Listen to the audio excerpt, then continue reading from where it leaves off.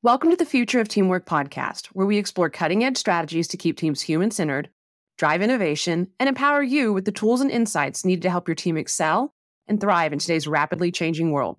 Your host is Dane, a seasoned expert with over 20 years of experience in enhancing team dynamics and innovation. Feeling overwhelmed or unsure about how to effectively advance diversity, equity, inclusion, and belonging in your workplace? Tune in as Leesa Hill, with her extensive 25-year experience in the HR industry and deep DEIB expertise, guides us through practical strategies and insights to navigate enhanced DEIB efforts in any organization. She currently serves as a partner at Leader. Her professional journey has been marked by significant roles at major firms such as Biogen, Pfizer, and Kforce Inc., contributing to her deep understanding and insight into the HR industry. Tune in to Leesa's expert advice on navigating DEIB in the workplace and gain these takeaways. First, discover the distinction between inclusion as an action that invites participation and belonging as a deeper sense of ease and value difference. It's essential for creating a meaningful workplace where individuals are motivated to contribute their best.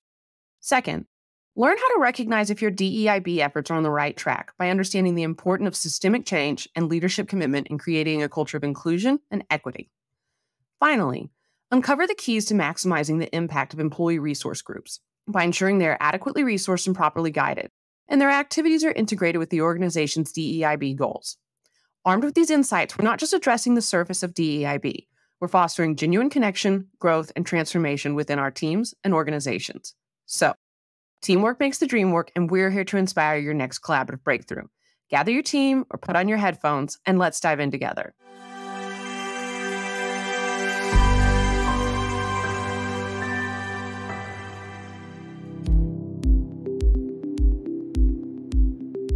Welcome to the Future of Teamwork podcast. My name's Dane, CEO of the Huddle 3 Group.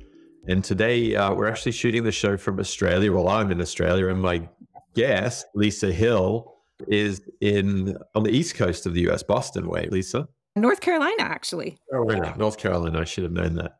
We're a good ways apart. In fact, we're in totally different days right now, but it's going to be a fun conversation. Leesa's the partner and head of our DEIB practice at Leader. And it's going to be, I think, not only fun talking to a colleague, and Leesa's a new colleague of mine, but diving in and learning from Leesa on all of the work that she does. So, Leesa, welcome to the show, and perhaps you could give our listeners a little bit of an introduction around you and your story. Yeah, happy to. Thank you so much. I'm excited. I'm ready to dig in. As I was thinking about, okay, what's the story? And I could tell you, oh, I've been here at this company, I've been here at that company, and go to LinkedIn if you care, right? I think what I would say is why I care so deeply about this work goes back to really childhood. I don't know if it's something about a past life, but there's something that I always felt very generic. I don't have anything different about me. And that just has lived with me. And that's probably the reason why I fell in love with my husband, who doesn't look anything like me. He's very dark skinned, he's Japanese, and we think Portuguese, and he's like my negative, right? And so we fell in love, and he's amazing, and we created these two beautiful babies.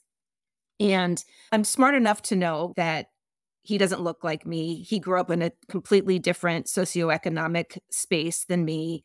East Coast, West Coast, a lot of differences. He was born outside of country. I obviously, in my mind, I know that, right? But I never really thought of it as being in a biracial relationship, because in my world, I grew up in the South, and biracial relationship was really black and white. And so fast forward to 2004, our oldest son was about to turn 2, and our other son was in my belly, and I was at a park, and I was there standing with a girlfriend. This was in Southern California. And my girlfriend and I are standing there looking at each other, and we hear something off here. And my son is over here watching these two girls, much older, on a swing set. And my friend and I stop in the moment. Did you hear what I just heard? And then we hear it again. And what was happening, and I won't use any offensive gestures, but these two young girls, I'm going to guess 10 or 11, were saying racial slurs about his Asian race. And it was in that moment when I tell you, the mama bear that came out of me, right, for hurting my child. Of course, he had no idea. He wasn't even two, that he didn't know. But that opened up my world to say, in that moment, my kid looks different. The kid I'm about to give birth to is going to look different. And oh my God, I'm in a biracial marriage. And as a result, there can be consequences to that. And in my very privileged white life, I did not fully grasp that until that moment. And so it was then I said, that's not okay. It's not okay. And what can I do to make change, to enact change? And so that's really what got me here. That's a fascinating story, and more fascinating, it's a story that a lot of people encounter and run into, but you've had the ability to take it and channel it and turn it into this force, this purpose in the work that you're doing, which is awesome. Yeah, what an honor, right? What an honor to be able to have found opportunities for that to happen. And, one thing I'll say, Dane, is sometimes as a white woman leading this work, there is that sense of, what are you showing up here doing? What are you doing here, Karen? And when I first started encountering that, this has been much more in the last, let's say, 4 or 5 years, it used to really bother me. And I was quite defensive about it, if I'm being honest. And then I realized, like anything else, if you can step back and take a nugget out of what's being handed to you, I realized, Yeah. Oh, welcome. Get at the back of the line, Leesa. This is like the teeniest, tiniest of not being accepted or not being like enough, right? So You have to always live your practice there. exactly. That's it. It is truly a gift. It's truly a gift. We had Shane Foster on the show. He grew up in Canada, New Orleans, and played basketball for the US at the Olympics. And he does a great keynote speech on diversity. And he made a great point, which was, this is difficult. This is hard. There are decades of behaviors, experiences that kind of overlay and interplay. And so you can't just expect that you can run out and deliver a few workshops on bias and the team knows what to do. Like, he was like, it's a 3 to 5 year process. And it never stops, but it's 3 to 5 years just to make a good footing, a good foundation to bring the right mindset, the right awareness, the right appreciation into a team. Yeah, it's on my list of podcasts to watch, by the way. I couldn't agree more with that. And I often, what I say in this work is, it's not light switch work, right? If that's what you're looking for, if you're looking for that quick hit, it's not typically how that works. There are moments of that, right? There are the glimmers of that, especially there's an event, there's a speaker, those kinds of things that are much more tangible versus, all right, let's bake this into our hiring process. That's a whole thing and by the way, that's how you make change. That's how you get to the systems versus food, fun, and flags, right? Food, and flags. I haven't heard that one before, but you're right. That's what you see a lot of. And we're going to talk to this concept today, but there's been a lot of sad news, I think, across the industries that we serve, where people are stripping back some of the key people that they put in roles to drive diversity, equity, inclusivity, and belonging. And I think that the whole space has perhaps gained a little bit too much of a food, fun, and flags vibe, where actually there's real work being done by all of those people. And we need a bit of a reset here. Just because it wasn't working in a way that was required at a certain time in an economic cycle doesn't mean that it's not going to work, or that it's not the right focus for all companies, all leaders to be championing. It is, to me, table stakes. As a leader, you're missing the boat if you are not focused on this. And I'll get to sort of what I mean more about that in a moment. But if this isn't just the ways, as part of the ways of working, you are leaving talent outside the door, especially with Gen Z. This matters to that generation in a big way, in a very different way than it has mattered to other generations. And they simply won't come, right? Like, they are happy to use the law of 2 feet and just walk right away. That's a really good point. I think people in business get a little bit stuck. Businesses are dynamic, teams are dynamic, humans are dynamic. And there's been a lot of talk about so many fads, fashions, you name it, through the workplace in the last 10, 15 years with technology, with remote work and the pandemic. But when you really boil teamwork down to, and this is why I love belonging as a concept, when you boil it down to, it's a place, a team or a workplace is somewhere where a human comes to make a livelihood and do work, but it's so much more. They have to have a connection. And if you're not building the fundamentals for what that human connection looks like, and DEIB is a big part of that, it is table stakes, then you're not going to attract the talent and you're not going to retain the talent. You're not going to upskill your talent. It's a total erosion factor. It is. And I actually was hoping this would come up. I would love the opportunity to be able to talk about teasing out the difference between inclusion and belonging, because so often people talk about, if you feel included, then that must mean you belong. And that is not true. When I think about inclusion, I really think about it as a verb, right? That action-oriented piece, the literal bringing someone to the table, including someone, which is all important. I'm not suggesting this isn't important work. It absolutely is. It just isn't belonging, right? So allowing for opportunities, visibility to the C-suite, any of those things, do it often, do it sooner, all the things. Belongingness is, and I struggle sometimes to have actual words to the way I think about belonging. And I often say, Dane, that have you ever just been sitting on the couch or sitting in bed? It's often where it happens for me. And I'm on my phone or I'm reading or something. And all of a sudden my shoulders relax. And I'm like, how long have I been walking around with my shoulders in my ears? Until I know it, right? And it's that letting down, that sort of, that's belonging. That's when you've let it go. These are people that in the workplace in particular, right? These are people that I can jive with. These are people that not just only see my difference, but they value and leverage it. That's belonging. That's powerful. I like the way that you've explained it as value and leverage my difference, because that's very different from they let me come out for beers with them on Fridays, or they give me a pat on the back every time I do good work. It's actually, it's dynamic, it's impactful, and it's meaningful.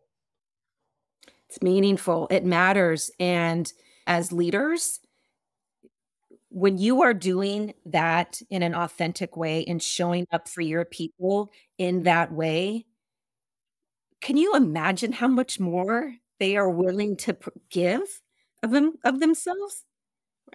That doesn't happen by accident. That happens by bringing folks along and by knowing people and caring about people in truly a way that, again, doesn't just recognize the difference. That's great, but you're hitting the nail on the head for me. It feels a little checkbox-ish if it's just, oh, we included you to go to name your event, versus we included you to go because we care about your perspective and the stories you're going to tell and the way you're going to do XYZ. It's very different.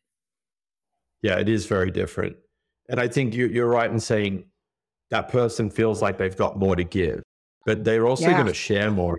And sharing is a big problem, I think, in most businesses right now, particularly with so many teams have been inundated with new processes, new softwares, we're working remote. And so we fail to share even like the bad news or the idea that we had in the way that we should. We talk a lot about psychological safety. If someone feels like you're valuable for everything, their difference, they're going to be excited to share something that their difference has allowed them to see that you might not be seeing. Because they didn't allow you to see it, right? You're able to see it because now they took that coat off. They took that hat off. They took whatever was wrapped around, and now you can see it. I mean, I know it's a little corny, but I believe it fully. No, I believe it too. Like I've found in my career, like I grew up in a very white male dominated industry when it comes up to leadership in staffing. We talk about the staffing industry all the time. You look at the production floor and we've got more individual contributors who are women or people of color in a lot of businesses. And then you get to the leadership ranks and it's a bunch of middle-aged white guys again. And I've found that as our teams over the last 5, 6, 8 years have become more diverse on all levels, nationalities, religions, race, you name it, gender, that you can now have really interesting conversations. Hey, as a Jewish person with this whole Israeli-Gaza conflict going on, how does this land with you? Or as a Catholic person with the Roe v. Wade ruling, how does this land with you? You've got more opportunities to be curious and to get real perspectives that we didn't used to have. Yeah. And it's not going away. The thing with social media, that's not new, but that over the last 10 years, that has allowed us that peek behind the curtain into what people really think and what people are really into in a way that like we never had that. So thinking about Israel and Gaza or something like Roe v. Wade or trans legislation, all of these things, right? You suddenly see people and what they care about in a way that, again, like we never had the way to do that. So to think that those things aren't bleeding into the workplace and that as managers and leaders, you don't have, that's outside of work. No, it isn't.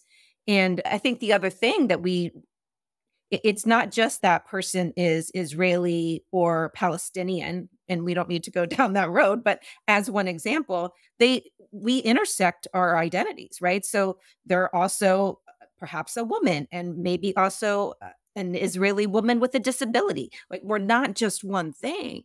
And which creates, and that concept, for the record, just to give credit where credit's due, that's from Kimberly Crenshaw, who coined that phrase, oh gosh, probably in the 80s or 90s. And it's so real, the way that someone who has multiple identities and what they need and the way they receive, it's really different than just as a woman, right? A woman with all these other identities has different needs than, say, me. Yes. I think that not just one thing. I hadn't actually heard that one before. So that's the Kimberly Crenshaw statement. Yeah, around intersectionality specifically. Intersectionality. That's a great word too. I think going back to food, fun, and flags, I think that's where a lot of teams got it wrong in the last 5 to 10 years. They tried to codify very simply on Black or gay or disabled or whatever, but they weren't thinking intersectionally.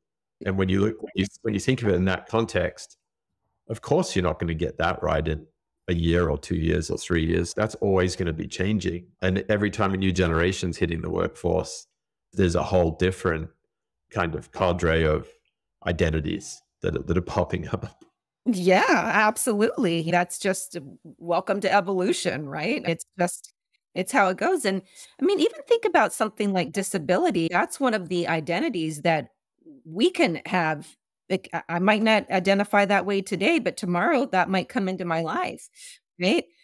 Um, And certainly, you and I were talking recently, albeit briefly, but, I brought up menopause in the workplace. That wasn't 10 years ago. That's my reality now. Right? These things, if we're not talking about well-being, mental health as part of the DEIB conversation, eh, we're missing a giant swath of people in your organization. And mental health, I mean, it's interesting. My sister, whose house I'm at right now, she's a doctor, a GP here in Australia, and she was saying right now there's this flood of ADHD diagnoses coming out. That is an identity, that is a way of being. But we're seeing that flood, I think, in large part because of the way that we're living, the way that we're working. You used the words intentionally before, ways of working. What I think we're starting to come into here, Leesa, is like, if you really take DEIB from a holistic standpoint, you look at the humans that turn up at work and how we work together and appreciate each other, leverage each other's value, then the reality is that everyone's coming in with a whole lot of weight every day, whether they're an executive or whether they're a ground floor employee.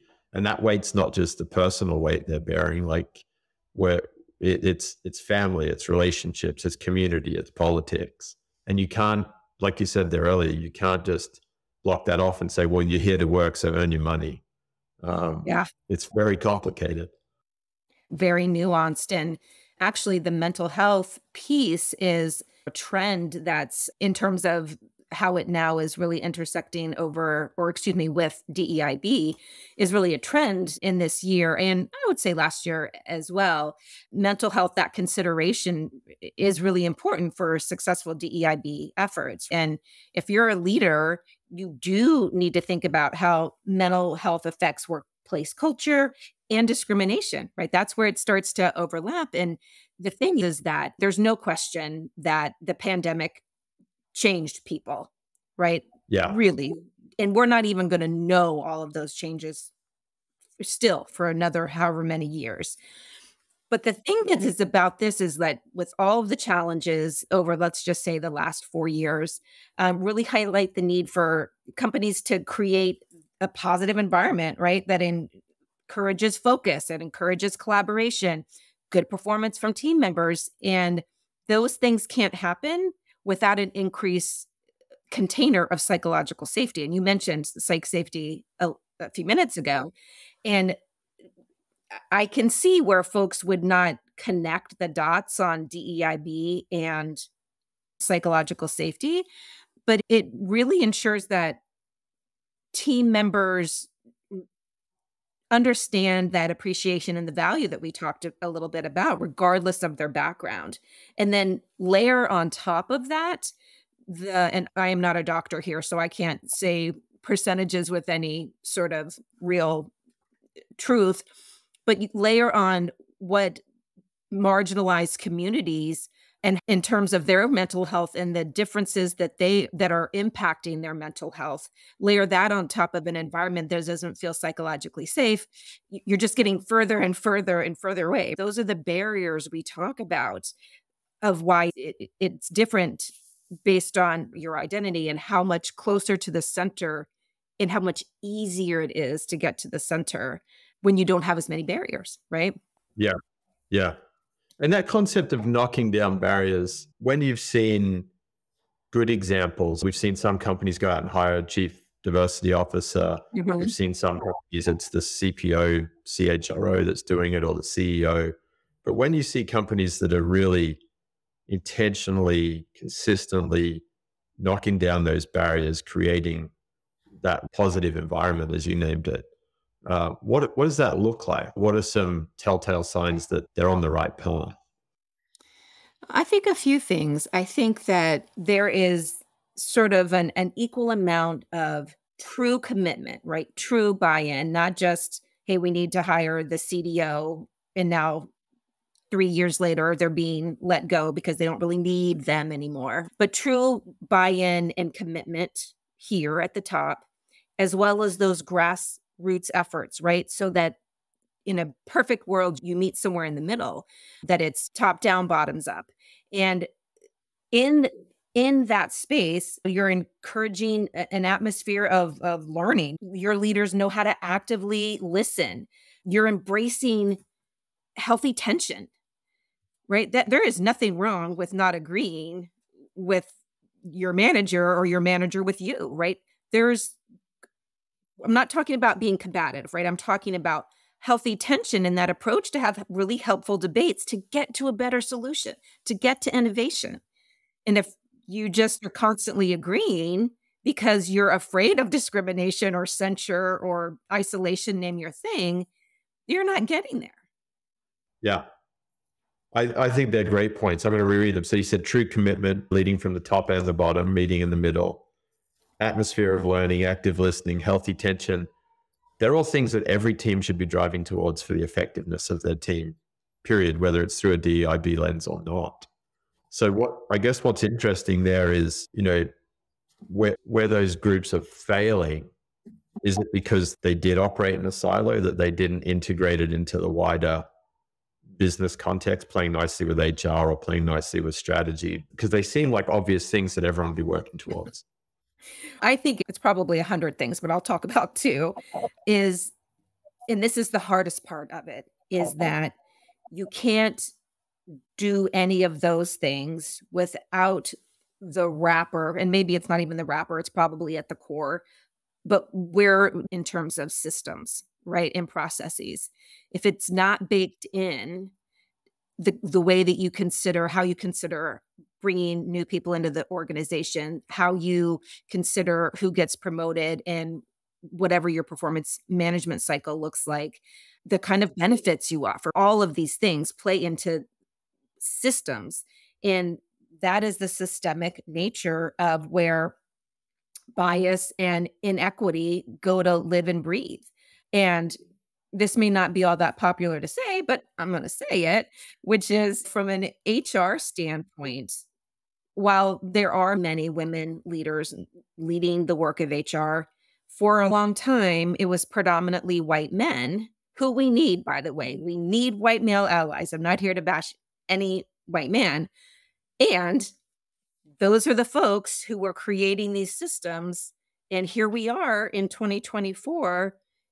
And if you think that 2024 systems and policies and programs and everything else aren't rife with bias and inequities, you have your head in a hole. It's just not possible. So if you, no matter how great you listen, no matter what kind of learning atmosphere you want to create and cultivate, if it's not tethered with systems that do their best to mitigate bias, at least consider those things, then it's never going to happen holistically without one person leading that work, right? And systems and processes are hard. There aren't that many people on this planet that love them. And those that love them are very rarely empowered to shape them. They tend to be bag carriers for someone who's shaping them with maybe a small amount of time and a broad array of objectives rather than. Yeah. And it's not sexy, the work, right? That work of changing a process is not glamorous. It's the unsung hero type work. And without it, we're not going to enact and make real sustainable change. It's hard. It's hard work. It makes me wonder why there's so much talk about the food funnel flags. I'm just going to keep grabbing that. And I know it's not, but I love it. I can remember it. There's 3 F, great. But there's so much focus on those initiatives without doing the hard systems and process work. It surprises me that no one's out there building the playbook. Hey, if you want a hiring process, career development framework that is built with best practices in mind for removing bias, here it is. Like, you don't have to use it, but come and read it and see how it's different to yours. And it's in a world of AI, I'm surprised we're not seeing more of that in motion. I think there are certainly companies that have that provide that, into maybe to different degrees, but it's the work we do at Leader, right? We're doing that. I do think that it comes back to the quick hits, right? Even when we're going in to a client and doing really great work around diagnosing and in the discovery process, whether it's through a whole organizational survey that is, think of an engagement survey, but only DEIB centered, a listening tour with a really great, well-rounded group of people. Yes, visible diversity, but also tenure and level and parts of the organization, right? That matters too. And then getting a state of the state of what's happening there, going through our philosophical alignment exercise to say, not necessarily do we care about DEIB, because inherently, if they're asking us to come in and do some work in that space, they care about it in some way. The question is more, how does that then philosophically, how does that land and show up in our organization? Who owns it? Who's the decision maker? Do we have something around hiring process? What are the gates? And then all of that culminating into our really in-depth, robust roadmap. And we do this work, we're in an organization, let's say 4 or 5 months doing that. And there's so much excitement and like, oh my gosh, and validation for the first many who are like, I knew it. And now here it is, someone else outside the organization saying it's so. moving from that to implementation is like climbing Mount Everest. And Yes. when your budget is less than you hoped and you've got 5 products in 5 years to get out, this is what starts to take the back seat because everything's in flight. It's so hard to feel like taking a pause is possible. I think that's a point really well made, Leesa. And here's me trying to overly simplify it and say there should be a playbook and AI should be able to tell you where you need to change. But the way you explain the listening to or the philosophical alignment and the road mapping taking months, and then that's before you even start the climb, there are meaningful and impactful changes that even a small system or process update are going to have in the business, and you need to bring the team along. Yeah, So absolutely. I guess there isn't going to be a silver bullet. I know there's a lot of tools and platforms out there saying that they debias, but it's only a point solution in a larger framework of ways of working and running a business. But dang, if a company was willing to have a bunch of those small bits, like, oh, how amazing would that be? When you look at an ecosystem, we're going to the Transform conference probably before this show publishes, but you go to some of these conferences and you see all these brilliant people solving small pieces, and it's going to take a community to drive meaningful impact. You know, no one company or software is going to fix things. No, and it's what the team and I talk about a lot is that it isn't always, in fact, I'll go out on the limb to say it's nearly never this giant thing, right? It's these pieces that get you to this.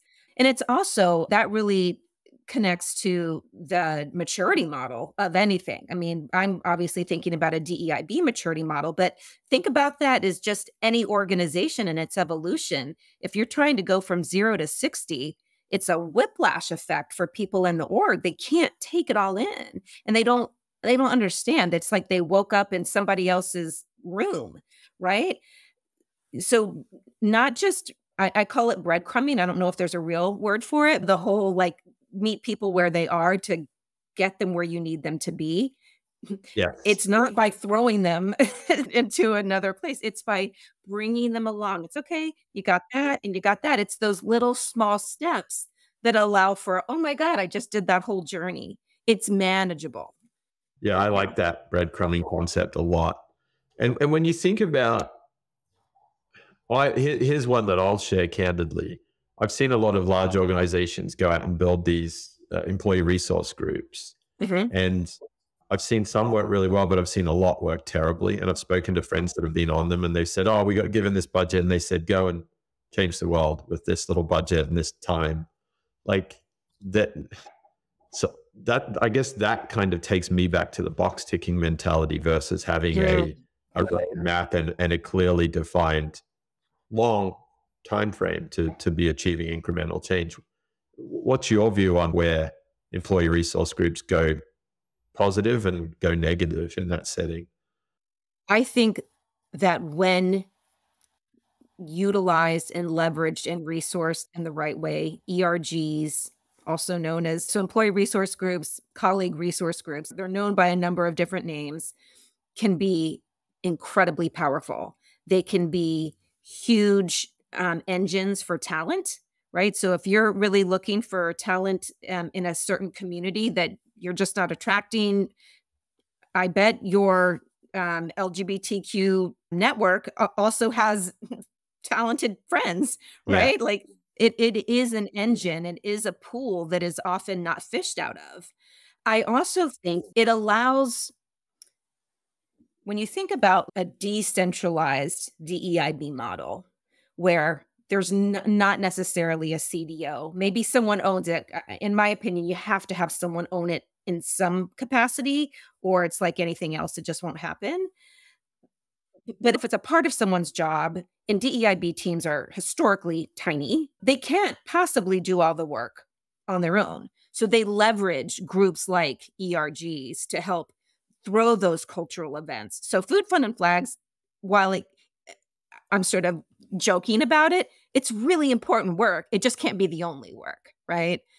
So they're able to to do those kinds of things that is visible, is fun. It's like a toe in the water for some folks. Like, well, I'll go down to, let's say, a Diwali celebration. I don't know if I know anything about this culture, but suddenly, hey, I'm watching these fun dancers and oh my God, this food's incredible. And here's a poster about the history of the Festival of Lights. All these things that through probably they never would have had any context there.